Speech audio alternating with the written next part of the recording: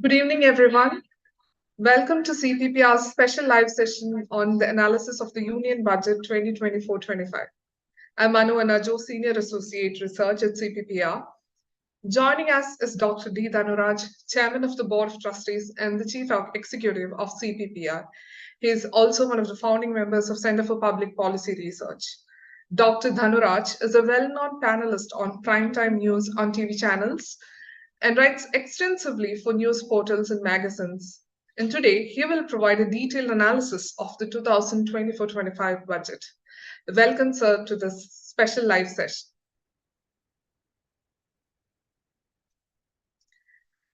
It is an exciting day for the Indian economy and market, with the newly elected coalition government's budget under close scrutiny.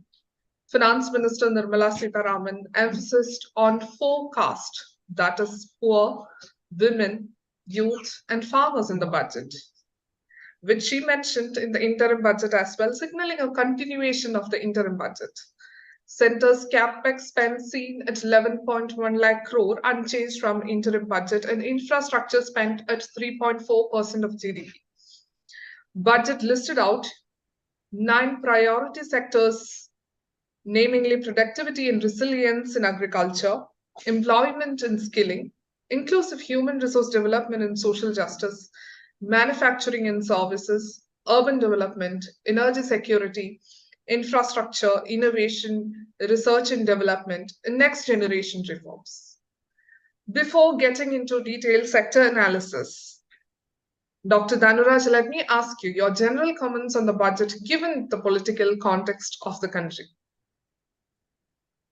Thanks, Anu, for that kind introduction. The budget is it's a follow-up to the interim budget, and we have 8 months to go to complete this financial year. And there are a few reflections that probably we should look at when we look at the budget.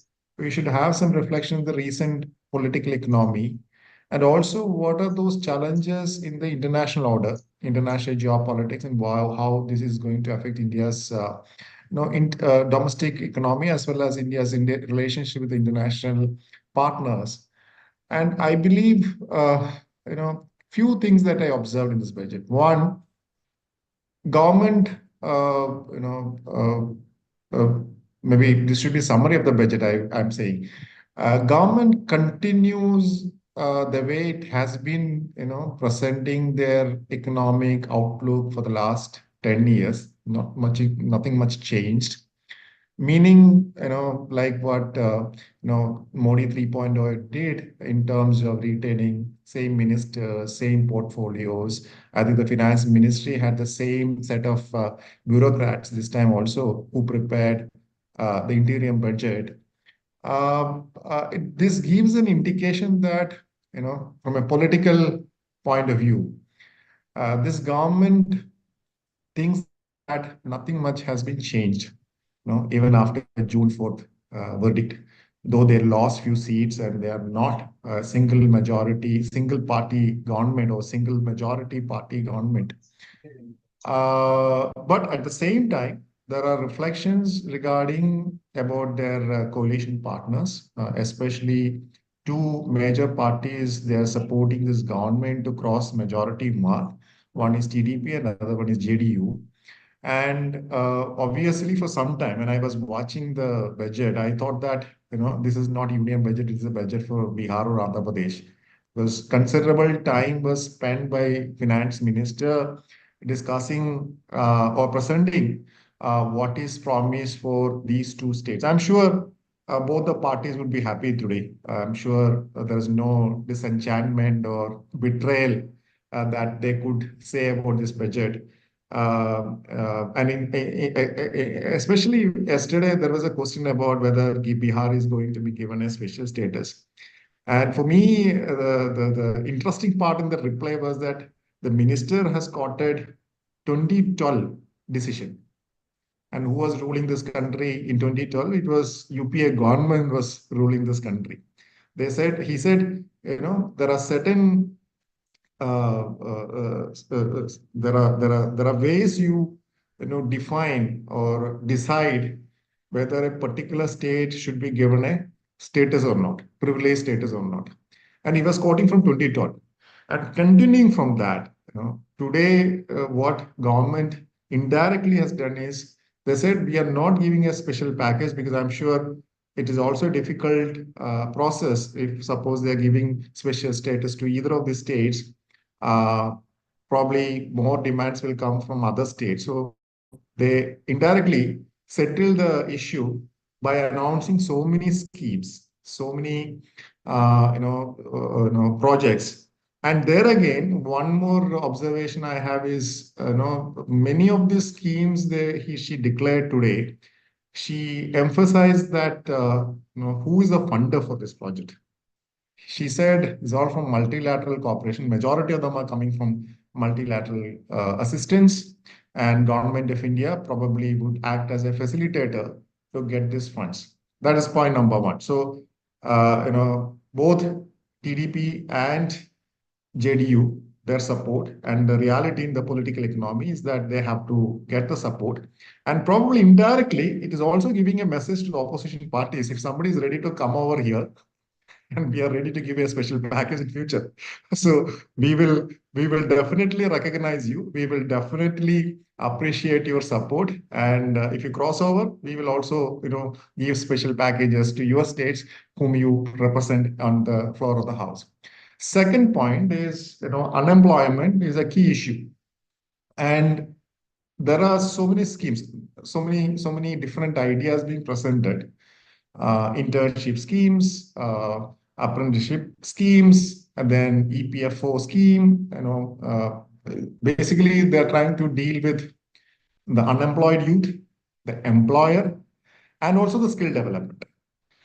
We will get into the details. I'm not so sure, whether this will generally lead to that, demand in the market, or that will satisfy from the employer side, that will satisfy the requirements. Anyway, but again, government is giving a message that we recognize that there is an unemployment issue in this country, and we are ready to address it, or we have certain plans to address it. The third point, what I could gather from the budget speech towards end, she said, we also want to work in the reform packages, land, both rural and urban. Then, of course, labor, even though the labor part was not detailed out in the budget speech. But I think they think that they believe that the reforms are very important. Probably the structural reforms are very important. And in between the speech, in between different statements, announcements, if you go through the text of the document, the text of the budget speech document, I see that many times she also said this will be taken care of, and probably this is also an indication of what government is planning to do next 5 years. But remember, when 5 years back in her third budget, I believe 2019 budget, she said, we have a long-term plan. That is where Gati Shakti came, the monetization scheme came, and railway expansion came, and I think infrastructure development and the capex, started increasing from, from somewhere around 2 lakh crore, it became 11, 1 number today. So if you go by that trend, then it'll be interesting if government thinks more about the unemployment, government thinks more about the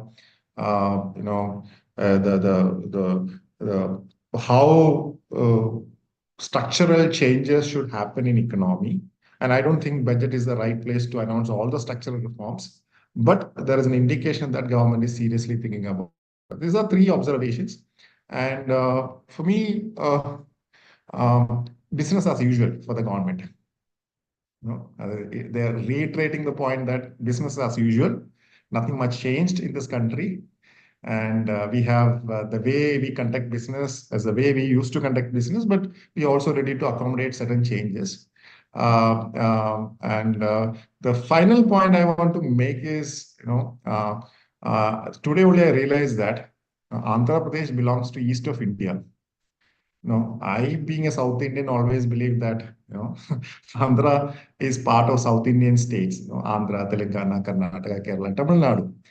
Maybe that is the justification she has given. We want to invest more on the eastern side of the country, not the northeastern side. All these 10 years, I think this government is famous for their, or their valuable contributions in improving the development of northeastern states. Today, they came up with a new paradigm. It's called Odisha, Jharkhand, Andhra, Telangana, and West Bengal. They're not left out West Bengal also. Interestingly, they have repeated three, four times. She repeated West Bengal three, four times in some of her projects. And Jharkhand, of course, there is a election coming. The final point I want to make is many thought that BJP lost elections, in the sense they are not able to get majority. And there are three states elections are coming up. They will have some populist announcements. Surprisingly, I don't see any of them in this budget. Right. I don't see anything for Maharashtra. I don't see anything for Jharkhand. Of course, it is there as part of the Eastern Corridor development. I don't see anything for Haryana. So this will be very interesting to see how political economy shapes up in the next few months. Thank you for setting the tone of our discussion today. My job is, I think, half done or half easy here. So I'm very glad that you touched upon the very first thing, which I think the social media is being filled with memes and trolls saying that this is Modi's thank you budget to all the coalition parties. Do you think it is rather justifiable or rational for giving the special packages to Bihar and Andhra Pradesh? No, I think it's justifiable for a couple of reasons, going beyond politics of the country today, right? 2001, Jharkhand was created out of Bihar. And if you look at the political history and also the economic history of the country, Bihar never got their dues. If you had watched Prashant Kishore's arguments just before this election, general elections, he often argued, Bihar is always a kind of a puppet of, parties in Delhi who is ruling there, because Bihar never got the due. There was a commitment, if I'm not wrong, there was a commitment, the time of separation of the state, creation of the new state, dividing Bihar, old Bihar, by Vajpayee government, that there will be some support. A financial package will be given to Bihar. That is my understanding, from my reading. So that was never, realized, or it was not given proper attention by any of the governments since 2001. Though this is Prashant Kishore's argument, though the parties from Bihar was part of the coalition government from time to time, even starting from 1990s onwards. And we should also understand that Jharkhand area was the wealthy, rich, mineral rich. You have all the big PSUs there. And the moment Jharkhand was, created out of Bihar, I think Bihar lost key source of income and the different, sources of income generation. So, and we all being policymakers or, researchers, I'm sure every literature you read, you figure, Bihar as one of the, least performing states in the country. Bihar has got, almost everything, all the HDIs and all the indicators. They are very poor. And many believe that states like Bihar is actually pulling down our growth at the national level or international level.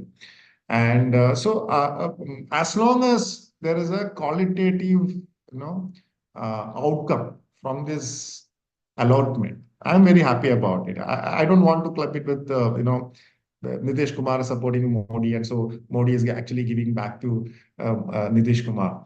Bihar should be upgraded. I mean, we need a lot of money, but I think also a pinch of salt. I should also remind you, last 2 months, you might have seen so many videos. bridges are collapsing in Bihar. You know, so many roads that they have built in the last 10, 15 years, with one rain, it's all washed away. So we have to seriously think about the money that is given to Bihar is properly invested and audited, and real-time qualitative change is there in Bihar, lives of millions of people in Bihar. Bihar could be a European state. It's as big as many of the European states. So Bihar's GDP growth and Bihar's quality of life will be a boon to India's growth strategy. Now coming to Andhra Pradesh, I think there's a mention of Rayalaseema and all. We have coastal Andhra and so this is also, I think, 2014. I think one of the reasons Congress party lost their election plan since the creation of Telangana state is, they were not able to honor their commitments, what they have given. And I think what Chandrababu Naidu is looking for is the creation of new capital, Amaravati. I think his all, no, I think the political strategy will be around Amaravati. And given his track record, I believe he's efficient administrator by certain, assessment from his earlier rules and all. So I believe what Andhra is also getting is maybe good for but now the question is whether there are 28 states plus Jammu and Kashmir, 29 states in the country, and are there only two states which deserve all these things? And I was going through the budget documents. I couldn't find much about other states. Maybe I might have missed out some fine print that's already there on the website, but I couldn't locate many of them. But Bihar is a genuine case. Andhra, but again, as I said earlier, she reiterated the point that it is coming from the multilateral cooperation. So it need not be from government of India all the time. I don't think it will be fair from us locating in Kochi, Kerala. I think we should say about the 24,000 package Kerala was expecting and they asked for, and we didn't get it. And there was an array of disappointments from many leaders. Do you think any particular reasons you think, despite having BJP won a seat here, the general public was expecting some sort of relief to the state? So, what is your take on that?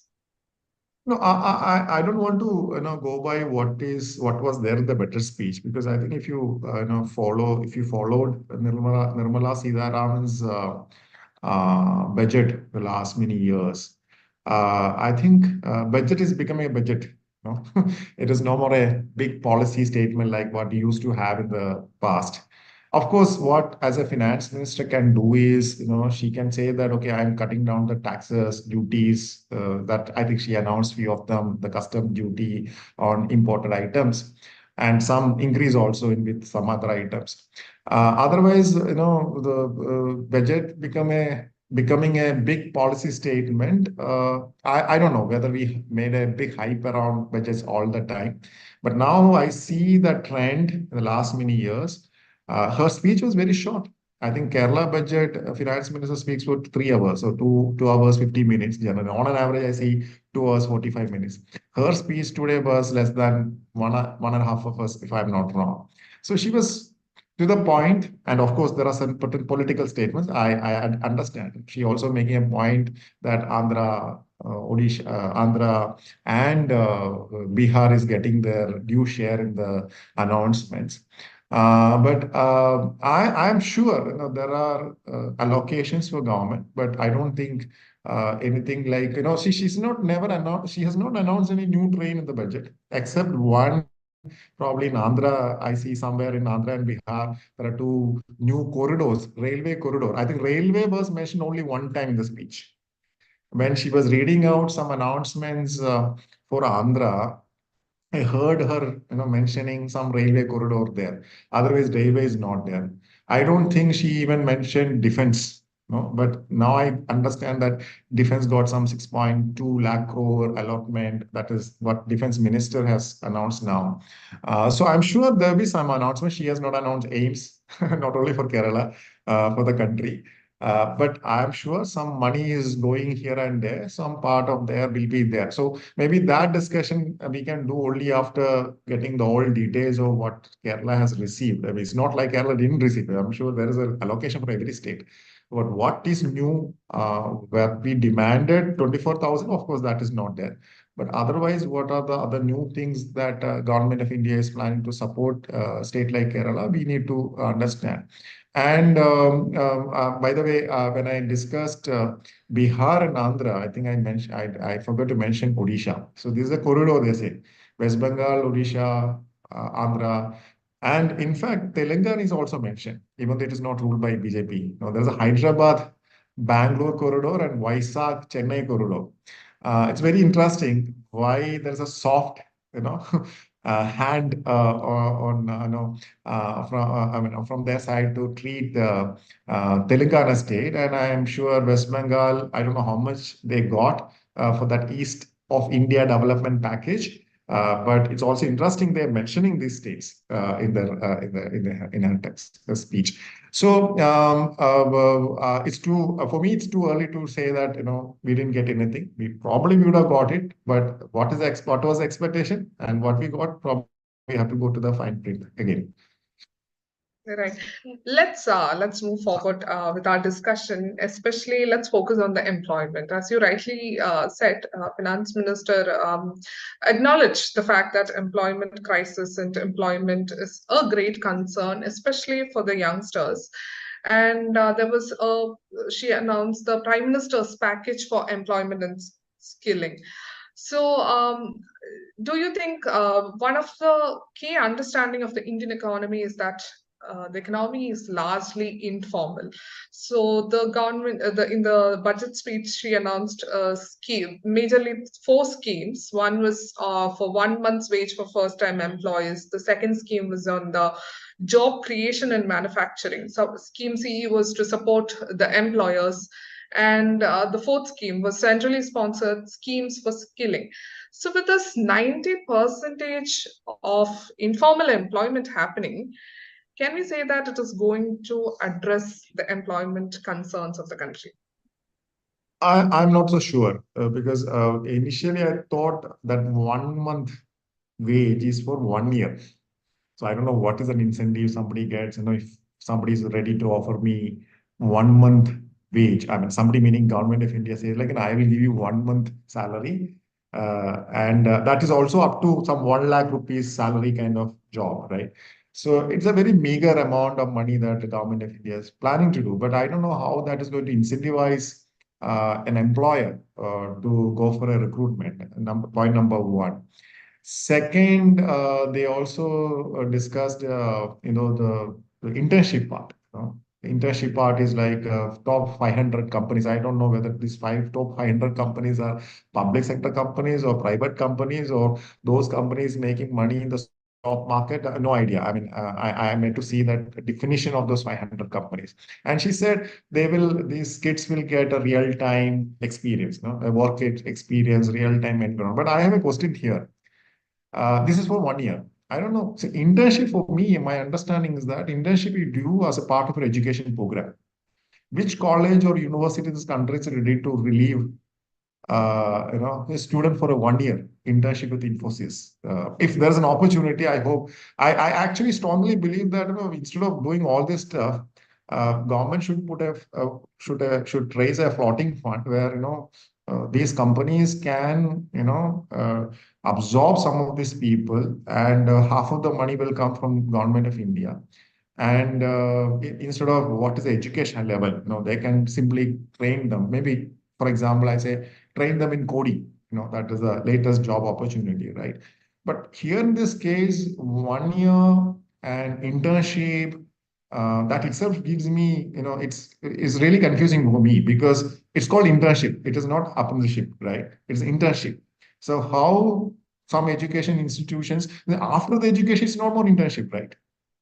After education, if you complete education and you are joining a company for 1 year, I don't think it is internship. That's a, probably early job training for somebody, right? So that is my, I didn't get, even though I tried to understand it, I didn't get a full answer from the document that, I referred.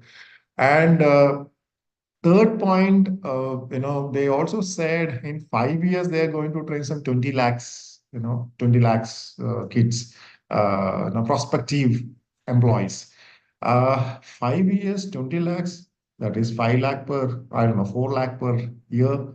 And yesterday's economic survey says that we have to have some 80 million job per year, right? I mean, 8 crore, right? So I'm not able to see that, whether they are responding to economic survey or whether they have their own ways of looking at it. But it's really confusing because growth in terms of employment is a major challenge that India is facing today.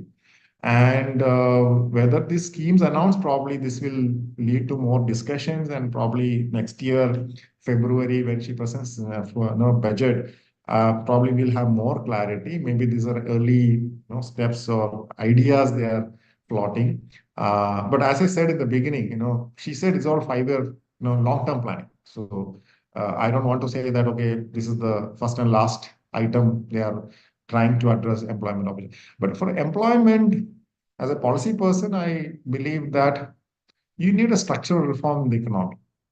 These things can help, these kinds of announcements can help to an extent, but not to a great extent. Structural changes, I would say, you have to reform land, labor, capital. You need more money to come into India. You need more private capital to, come and invest in India. Or in the domestic market also, we need to raise more money. There should be more credit, lending, all facilities should be there. Easy capital is there. And unfortunately, I think economic survey, again, going back to economic survey, yesterday's economic survey, says that our job creation is very capital oriented, very capital intensive, right? That is not the trend globally. Today, with less amount of investment, when I say capital intense, employment generation means that you may spend 10,000 crores and end up, generating only 500 jobs or 1,000 jobs. The like in the old days of Nehruvian era, right?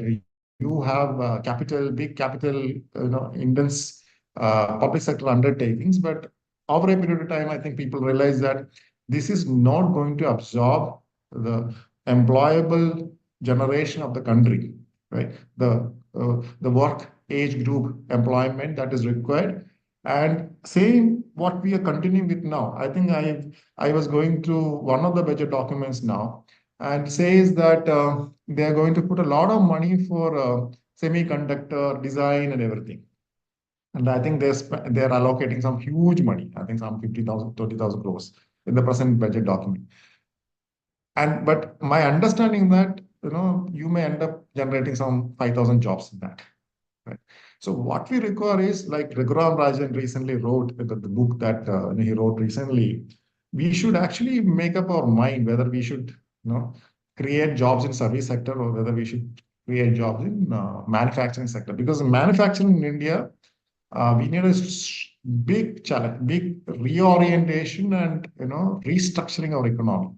That is what. But I'm happy at the same time when FM says that we are going to reform, urban, rural land system. But this is all about registration. As far as I understand, what she listed today was, land registration, GIS mapping, and your transaction would be easier. It's all going to be digital. Whereas in labor also, she is not going to that level where, the kind of reforms we all expecting. And third one is even though there is a lot of emphasis on agriculture, that is also one of the huge sector. 47% of people are employed. In agriculture also, I don't see. I'm not expecting in a better speech she will announce, but I hope the government will, go back to the drawing room. I'm a big fan of what reforms they suggested 2, 3 years back, and maybe without due consultation they presented it and they got into trouble.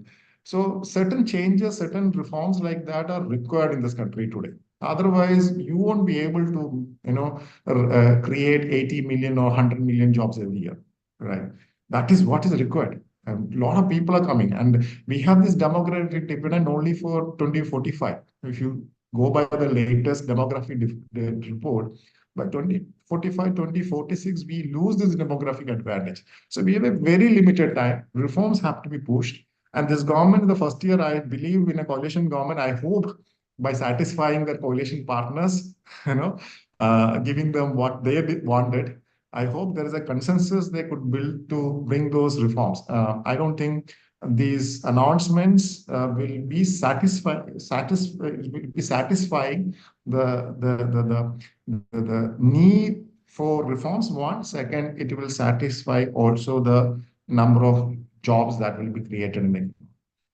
That's right. So, since we are on the topic of reforms, her priority number 9, as you mentioned, is new generational reforms touched upon reforms in the factor reforms like land, labor, and capital.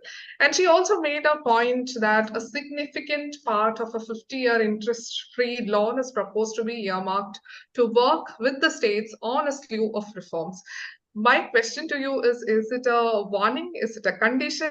Is it a strong message given to all the states that you need to undertake all these reforms or whatever the union government is proposing? No, I think she's repeating what she did in 2021 during the COVID time. The COVID time, she had, we have this 3.5 percentage, grant coming to state governments from Union of India. And there she had this graded approach. If you satisfy these two reforms, if you do these reforms, I'll give another zero point 0.5, increase in your, allocation. I found few of the, not only this, going back to the employment, the apprenticeship. I think that time also she had introduced it. We will give this much money to these many apprenticeship in India so that companies will be paid to offer apprenticeship. And the other one, I believe, COVID time, what she did that time, she's repeating now, is about the MSME, the guarantee scheme. I think guarantee scheme was also announced during the COVID time. So certain things are old, maybe numbers are different, maybe packaging is different. So coming back to your question about the particular one, the 1.5 lakh crore, I think what government of India is trying to do is they are making mandatory. If you do it, I'll give you the money. Basically, outcome based. If you perform, if you deliver it, I'll do that. But there's a problem with that from a federal principle. The challenge is that whether you have built a consensus around the country, among these reforms. Because as far as I understand, even last time during the COVID time also, there was a contention. Certain reforms they're asking may not be, the right reform for certain regions of the country. You can't have a uniform reform saying that, okay, let's do that. But by and large, it's all there's a positive intent in that reform. But somebody was complaining. I still remember some articles, some state representatives said, like, in my state, that is not my priority because, first of all, there are certain basic things we are not done. So how do you say that we should digitalize? You should digitalize. So I think she is planning to enforce and say that you do it, I'll give you the money. And the money is an industry loan, so you don't care about it, but make sure that these things are there. So it's a kind of carrot and stick approach. You see, whether all things are fitting into the same circle or same square is what we need to, think about. I think we need to get into the details. What kind of reforms, the specifics of the reforms she's suggesting. I know urban transport is one of your pet topic or pet subject, which is very close to your heart. So there weren't any major announcement as such which featured in the union budget. And also when we talk about energy sector, especially energy sector, in the interim budget, there was a lot of focus on the renewable energy part. The climate change agreements we have and how we are going to achieve it by 2030. But this time there was interesting statement made by the finance minister was on the nuclear power plants and how there is a shift towards nuclear energy. How do you see? Is this a positive thing in the Indian economy at large? No, as a physicist, I jump out of joy when somebody says that no, we should actually capitalize on nuclear energy because I think in this country there's a stigma around nuclear energy. Maybe because we don't have any terrible incident in this country, but seeing the incidents, in 1986 or later in Japan, early 20th century, I think we have a stigma around the fear. Stigma meaning it comes out of fear. Nuclear energy could be catastrophic and all those things. But technology and science advanced quite a lot. Right? Technology to take care of any catastrophic accidents, right, of that size, I don't think this will be there anymore. And second is science also advanced. I think one thing I'm reading these days is about the how are you going to change the heavy water part now, because heavy water part was something that is a byproduct of the nuclear reaction, and this will be one of the major issue that everybody across the world discusses it. From the all these nuclear plants, it will go to sea and that will damage the ecosystem, right? But I think there are so many advancements in this. So many universities are working on it. They are trying to replace DTO with interesting products. So there is no effluent as such. It will be recycled within the plant itself. Now coming to this modular one, I mean, in US and all, there are so many experiments. I think even thanks to Elon Musk, his company is also doing something like this. And I've been a voracious reader about it.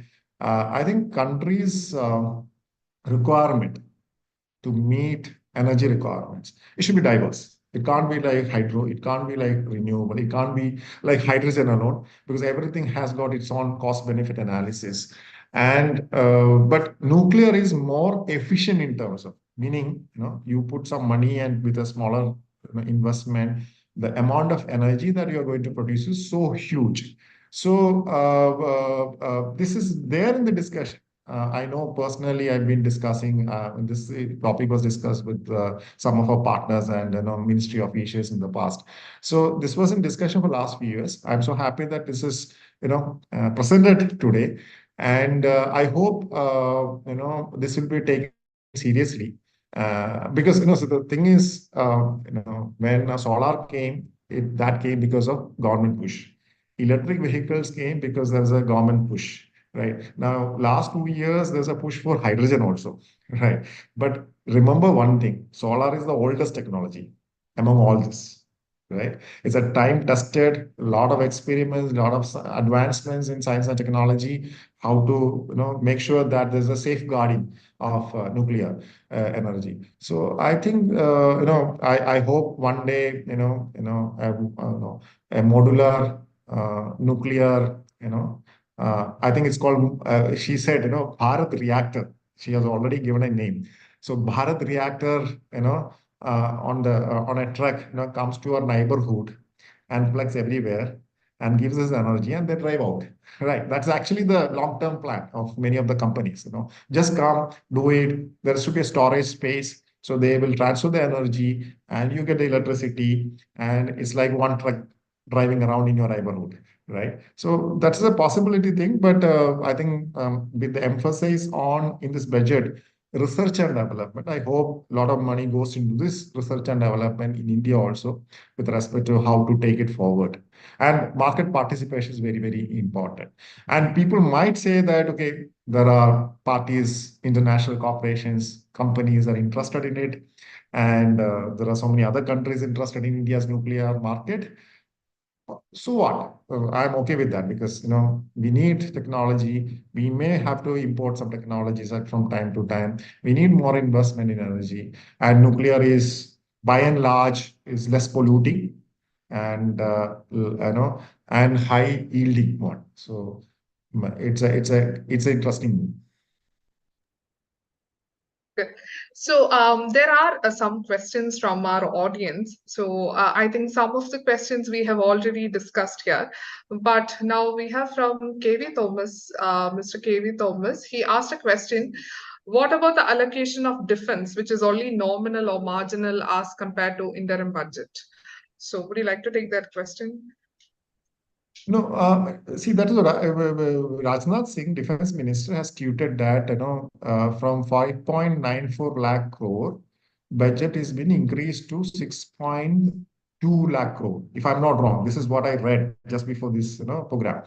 And so there is an increase in that, and also allocation of a good amount around and around 75 lakh, 75,000 crores or 80,000 crores for Atmanirbhar production, meaning when you procure 30%, you need to have money to buy it from the local manufacturers. So according to Defense Minister, I don't have the details, but according to the Defense Minister, he says that this is the biggest allocation in recent times. Okay, because he says like some I think it is around 4% or 4.2 percentage of budget, maybe more than that. So I don't know. This is what I know till now from my reading, that there is an increase in budget allocation compared to the interim budget allocation, because interim budget was 5.94 lakh crore and this time it is 6.2 lakh crore. But in the document, probably the confusion is, I think, in that key highlights document, it says that it is less than that, 3.9 lakh crore. I was also cross-checking that, but I think the 6.2 lakh crore comes with the additional thing. Additional meaning so many other components, that is, everything in defense sector. He actually collected and probably tallied to 6.2 lakh. Right. So also Mr. KV Thomas, he made a comment that, as rightly pointed out by Dr. Dhanuraj, Andhra Pradesh and Bihar have genuine right to get better treatment for economic and social advancement of these states. But he also posed a subsequent question: what about other states like Chhattisgarh, MP, or Odisha, or even Kerala? So that's what I say. There is a political compulsion. I think all the coalition governments in the past also did the same thing. They were trying to please. I remember long back, when there was a separate railway budget.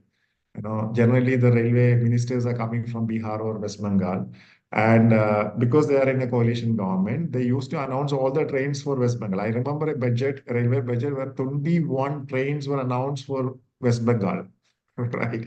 I think it was Mamata Banerjee when she was the railway minister. And watching that budget, we thought that okay, there's no other train for any other state. All the trains, one after another, she was announcing for West Bengal. We had railway ministers from Bihar in the past, Lalu Yadav, Ramvilas Paswan, Nitish Kumar. In all the budget, I think they were announcing, they even created special railway zones for the state of Bihar and all. That is what. See, allocation is one thing, but how qualitatively that is going to change the living conditions of millions there is a crucial question. Now, with respect to other states, I saw one comment from Atishi now, Delhi Education Minister, that there is no allocation for some municipal corporation of Delhi. So would be there. I'm sure this will be discussed in detail in Parliament tomorrow onwards. I'm sure there'll be more. If this is true in terms of nothing much is given to other states, then I'm sure that we are going to see a very, probably Parliament sessions will be going to be very noisy. It is going to be, so many walkouts from the Parliament. And I think government at this stage, I don't think they will go to the extent that nothing has been allocated to other states. It could be there. I strongly believe it could be there, because how otherwise, 48 lakh crore, where it has gone. Right. The total size of the budget, the total size of the union budget is, so 48 lakh crore. There's a revision of 60,000 crores compared to the interior budget. There's an addition of 60,000 crores. So that means if you look at interior budget also, there was allocation for other states, right? So maybe that 60,000 crores also being divided, or probably it has gone to Bihar and Andhra. But one thing I would like to say here is, when both the states demanded special package among the economists, there was a debate that whether Union of India has got that luxury to give this much of money to these states, right? So we need to see now, no, both multilateral assistance and the government of India assistance, how much money, actually net, how much money has gone to these states. Because if they have exceeded it, you know, because I don't think we have the luxury, because 1 lakh crore that money that the RBI dividend that is given to government of India, I think a finance ministry use it to make sure that your fiscal deficit is not peaked, right? So I don't think that money has gone to these two states. But still, I have a doubt if no, all these announcements, if you talk, tally it, whether it has actually exceeded the kind of allocation that one could expect, whether the government of India is able to manage the do the physical part. So if they are doing the physical part, okay, then of course there is a question whether they have given more to the states or not. I'm sure we'll be able to get into the more details of it once we have a detailed analysis of the same. So I think we are nearing to the end. I'll ask you one last question before leaving you. That is regarding the urban development and the focus again on PMAY scheme, Prime Minister's Awas Yojana. This time as well, they are focusing more on rural housing, rural and also urban area. There are more houses being planned in this months following as well. And also there was a mention of transparent formal rental market. So what is your take on it? What is your understanding of this transparent formal rental market for our audience? I don't have the details, but still I assume, from the discussion. See, one is very happy that finance minister says that one of our focus areas is urban development. Okay, we have JNNURM, we have smart cities. The 10 years are over. That's over actually. By July, the smart city projects are over in India.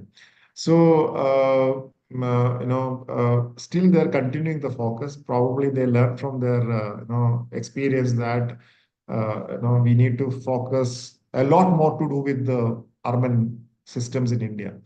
And one of the major challenges in cities in India is like our housing, no doubt about it. Because people migrate, they don't have housing, and even if there are cities which have got actually housing, but it is not affordable to majority of people. So to me, one policy reform that I would love to see is that government of India actually sells off their land. In most of the cities, government of India is the custodian or owner of the majority of land holdings, meaning through their different departments. Railway will be owning some, huge acre of land. Your defense establishments will have huge, ownership in many places. So because of that, so in the demand supply equation, what happens is you have a great demand for housing, but the basic unit to build a house comes from the land factor. You need to have a land. When land is less, right? Basically, your price of the flats and apartments and the condominiums all are going to increase in the process. So that I hope they will do, in the process. The second, so obviously, then housing is a big problem. Housing, people can't afford, and of course, the budget housing that we are all debating is also a very contentious issue. How are you subsidizing it? Who is going to get the house? And if you look at economic review yesterday, in fact, there are two graphs they have shown in that economic review about the housing development in the cities. And it shows that one of the major reasons why we have a shortage of houses in the country is less FSI, right? FSI in many cities are like 2, 1.5, 1.25, and we are not able to build it. So you have land is very scarce, land is limited, and your built-up area is very less because you have a less FSI. And one of the proposals, I think indirectly what economic survey tells government of India is that you have to revisit all these policies. Right? So one side, the budget says that we are going to build these many houses. There is a special focus on houses in urban areas. Great. But at the same time, whether this will help the middle class in the country to have a sustainable living, because there's a problem with the whole equation they are giving. Prime Minister Awas Yojana, some other urban schemes, they are going to give subsidized house, right? But ideally, when you say employment generation and economic growth, I wish the middle class themselves are in a position to buy these houses without any subsidy.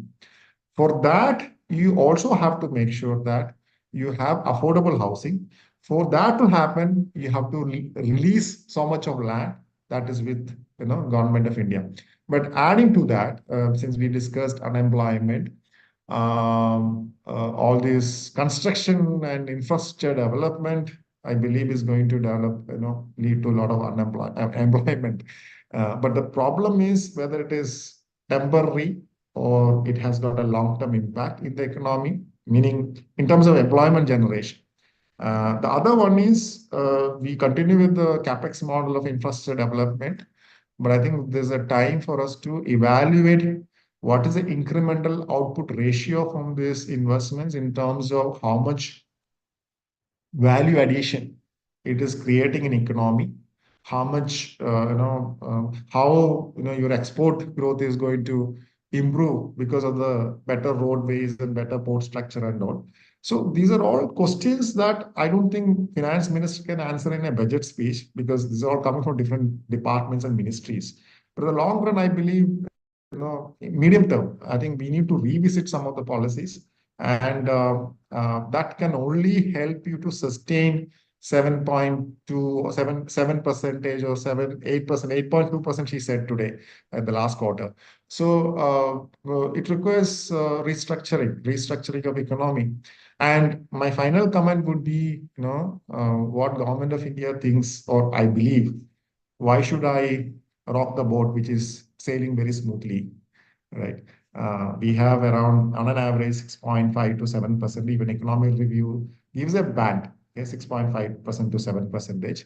So why should I, rock a smoothly sailing ship? Let it continue like that. That's what I said. This government conducts its business as usual, but also recognize certain things that, okay, there's unemployment. But to have that momentum and make sure that India is a developed country by Vigasit, Bharat and 2047. I think we need to do a lot more beyond this budget. Thank you, Dr. Dhanuraj. I think one of the main takeaway from the whole discussion is to sustain the growth of the Indian economy, restructuring the economy with especially a focus on factor reforms is at most important. Thank you for spending your quality time in helping us understand in detail the union budget. And thank you so much, Dr. Dhanuraj. Thank you, Anu. Thank you. And also, we will be having a series of articles, comments in the coming days, in which will be published through CPPR social media handles. Don't forget to like, share, and subscribe to our channel. Thank you for joining us today, all of you, and we hope our discussions have shed light and provided valuable perspectives on the Union Budget 2024-25. Until next time, thank you so much.